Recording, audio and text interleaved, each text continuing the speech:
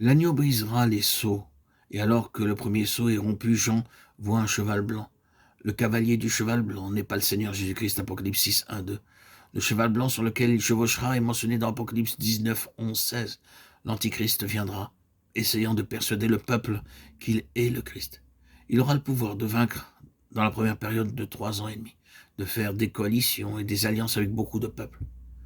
À cause de ce désordre et de la confusion du monde, le peuple aura besoin du secours d'une personne sage. Les autorités mondiales désigneront l'Antichrist comme leur chef et il deviendra un dictateur mondial. Au second sceau, il est donné une grande épée au cavalier du cheval roux, Apocalypse 6, 3, 4. Ceci parle de beaucoup de guerres, Matthieu 24, 6, 8, Marc 13, Luc 21. C'est le commencement de l'ère de la tribulation quand il y aura des affrontements, de la violence dans beaucoup de pays. À l'ouverture du troisième sceau, au versets 5 et 6, un cheval noir indique une grande famine dans beaucoup de parties du monde. Il se vendra une mesure de blé ou 3 mesures d'orge pour l'équivalent d'une journée de travail. Cependant, l'huile et le vin, qui symbolisent les plaisirs de l'homme, demeureront inchangés. Ceux qui en auront les moyens bénéficieront encore de leur plaisir, mangeant, buvant, pendant que les autres mourront de faim. Dans Apocalypse 8, 6, le quatrième sceau révèle le cavalier monté sur un cheval pâle, qui est la mort, accompagné du séjour des morts. Le pouvoir lui est donné de détruire le quart des habitants de la terre par la guerre, la famine et par les animaux sauvages affamés. Lorsque le cinquième sceau fut ouvert dans Apocalypse 6, 9, 11, Jean vit que beaucoup de fidèles seraient tués.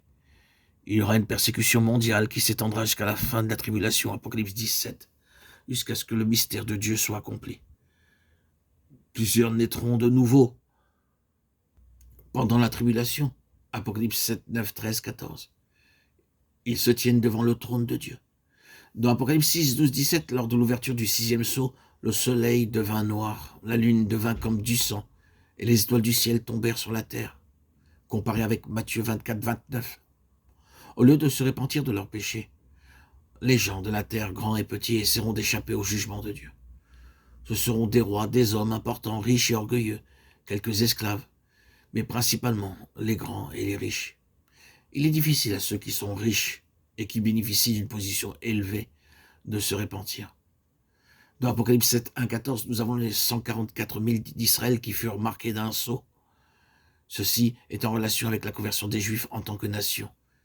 Ésaïe 66, 5, 8. Lorsque l'Antichrist offrira le sacrifice d'abomination, leurs yeux s'ouvriront. Matthieu 24, 15. Alors, l'Antichrist commencera à persécuter les Juifs.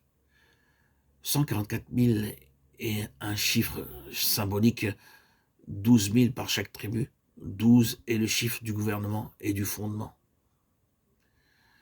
Ce chiffre nous parle des Juifs qui seront pleinement repentis et auront vaincu.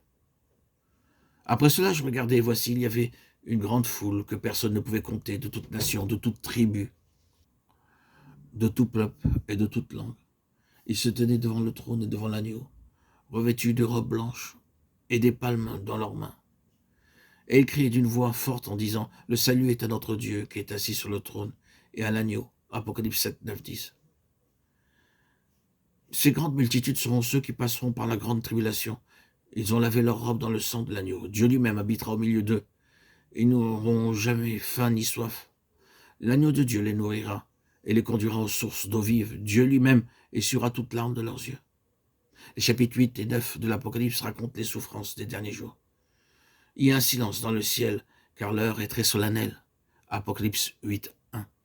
Les prières de ceux qui intercèdent pour la protection du peuple seront exaucées.